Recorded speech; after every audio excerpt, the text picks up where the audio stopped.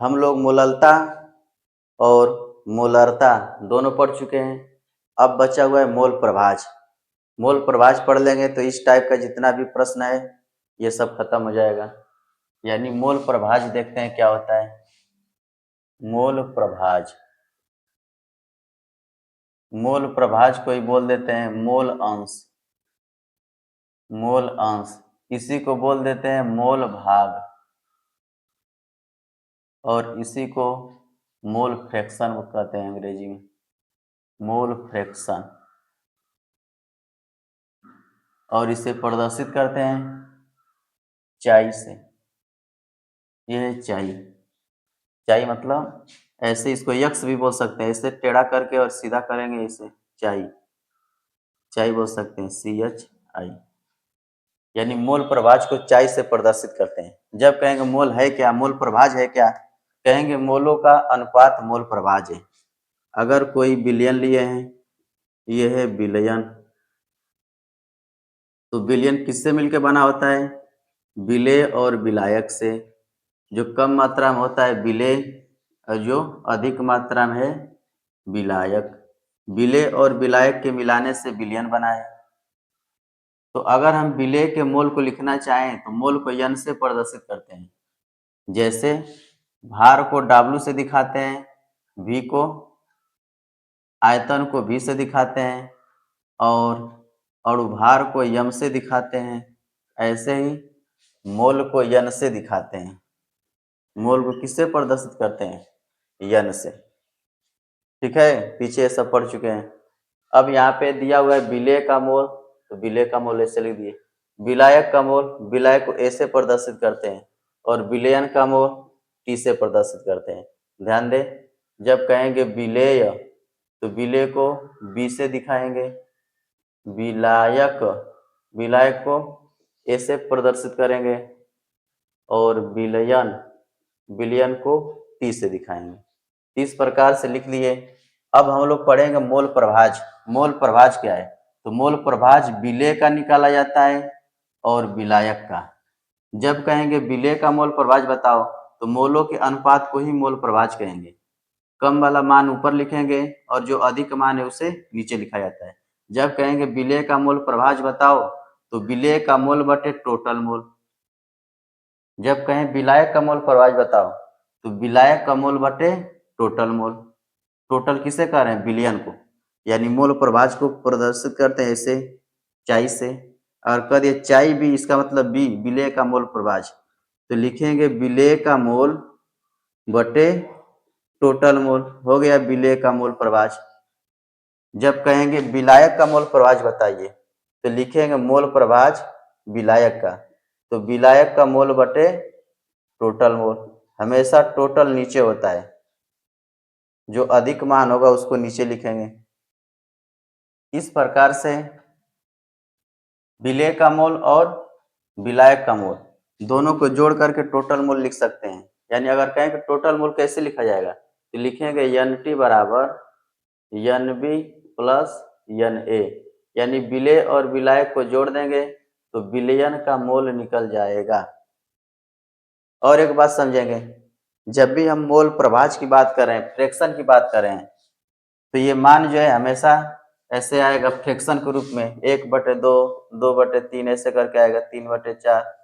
और जब भी हम मोल प्रभाज के मान को जोड़ते हैं तो उसका मान 1 के बराबर आता है। अगर कहें कि विलेय का मोल मोल प्रभाज और विलायक का मोल प्रभाज, इन दोनों को जोड़ा जाए तो इसका मान 1 के बराबर आता है।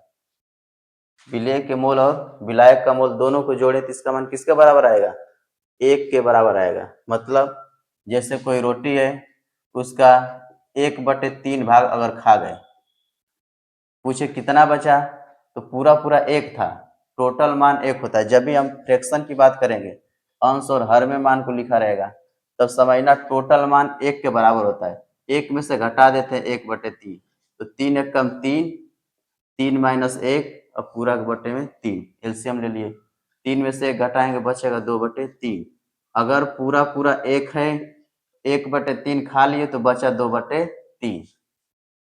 तो जब भी हम फ्रैक्शन की बात करेंगे, प्रभाज की बात करेंगे, तो वह फ्रैक्शन दोनों को जोड़ा जाए तो दोनों को जोड़ने पे पूरा पूरा 1 के बराबर मान आना चाहिए। जैसे 1/3 और 2/3 दोनों को जोड़ दिए, इतना रोटी खा गए, बचा इतना। अगर दोनों को जोड़े तो पूरा पूरा आ जाना चाहिए 1, 1/3 प्लस 2/3। एलसीएम लेंगे 3 और 1 प्लस 2, 1 में 2 जोड़ दे कितना आ जाएगा 3, 3/3 हुआ, 3 से 3 काट दिए 1 आया।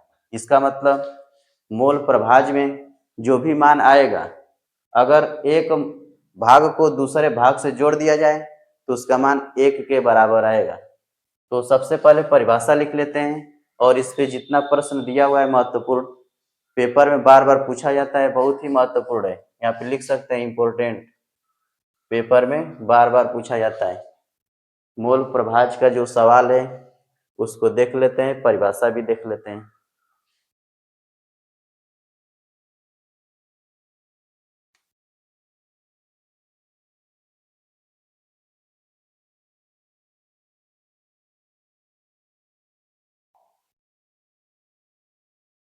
तो परिभाषा लिखेंगे, किसी विलयन में उपस्थित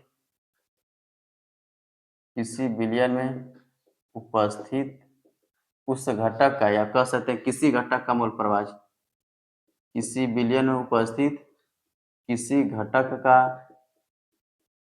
मोल प्रभाज उस घटक के मोलों की संख्या तथा कुल मोलों की संख्या के अनुपात के बराबर होता है। क्या बता दिए, अगर कोई विलयन है तो उसमें 2 घटक होगा, एक होगा विलेय और एक होगा विलायक।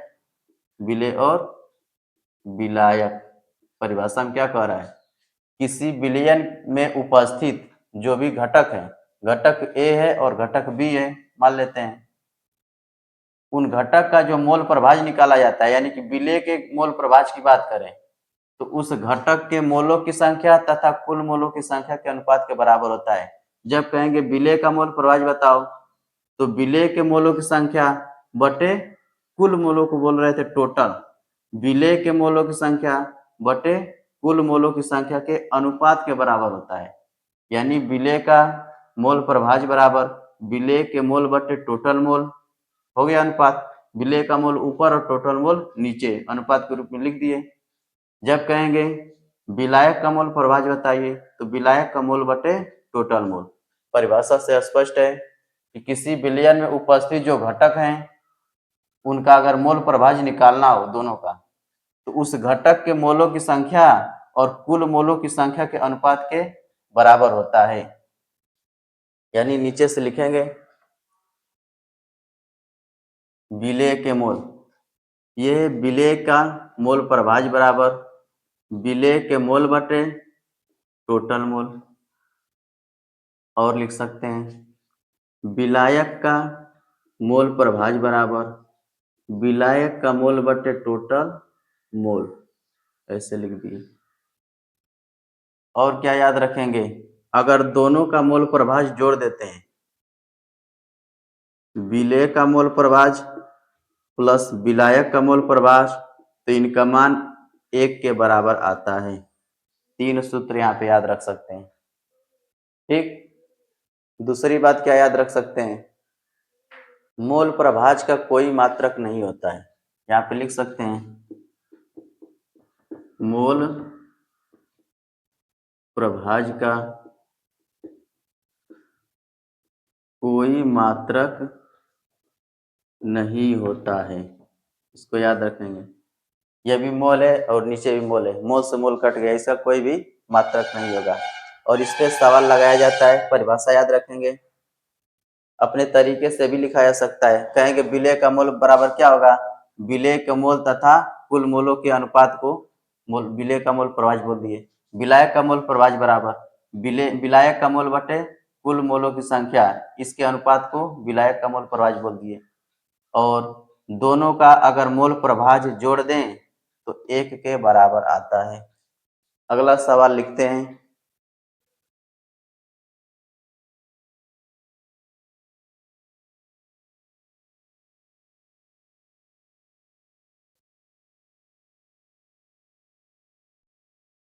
प्रश्न है 40 ग्राम NaOH को 90 ग्राम H2O में घोला गया तो प्रत्येक घटक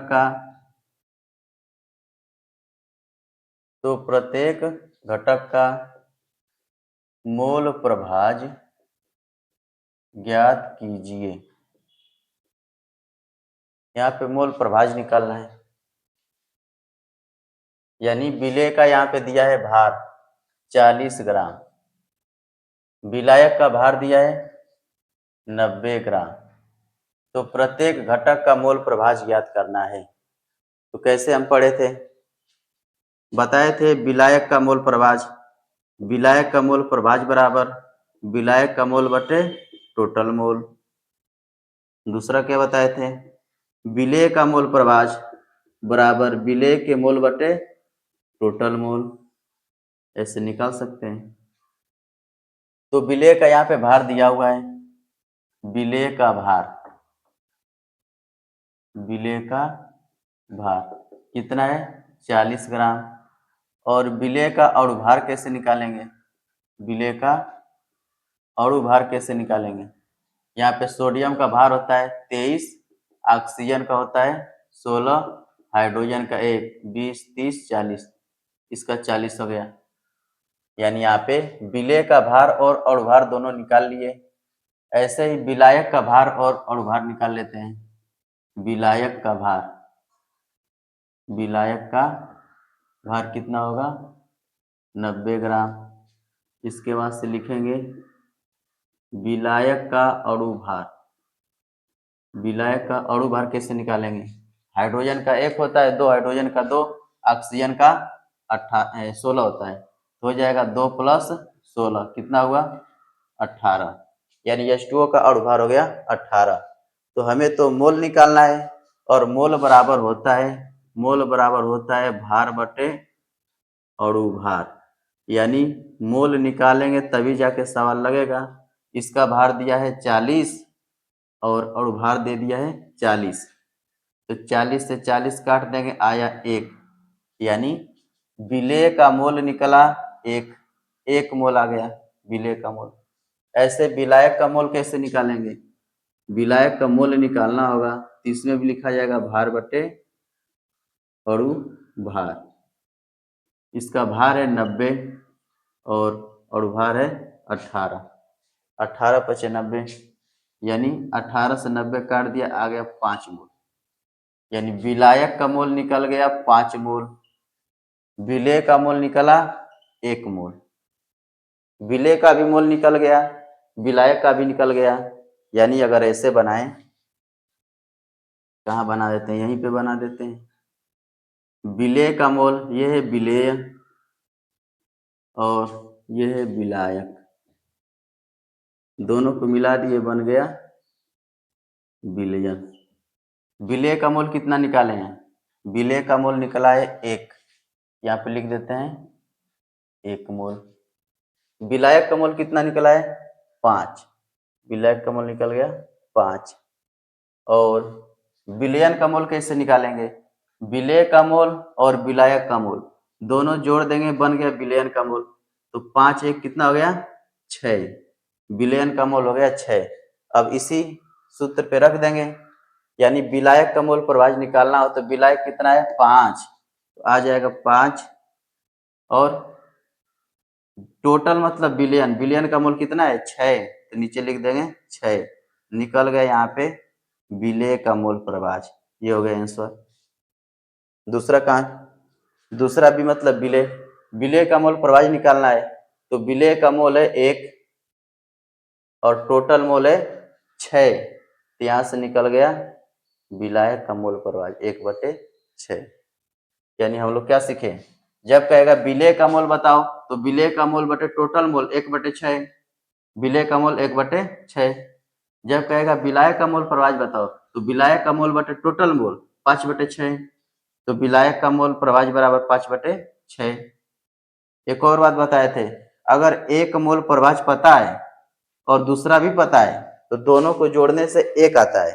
तो अगर हम एक पता है और एक में से घटा दें, जैसे अगर एक का मोल प्रभाज 5/6 है तो दूसरा वाला कितना होगा, एक में से घटा देंगे तो पता चल जाएगा। 6 कम 6, 6 में से 5 घटा देंगे, 6 से 5 घटाएंगे आएगा 1/6, तो 1/6 आ गया। अगर एक मोल प्रभाज पता है, एक में से घटाएंगे दूसरा वाला अपने आप पता चल जाएगा। या दोनों सूत्र लगा के निकाल सकते हैं, ऐसे दोनों तरीके से लिख सकते हैं।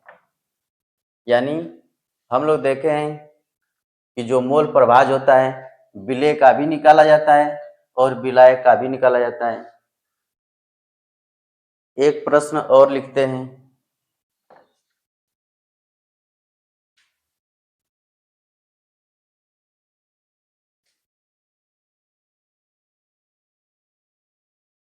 प्रश्न है NaCl के जलीय विलयन में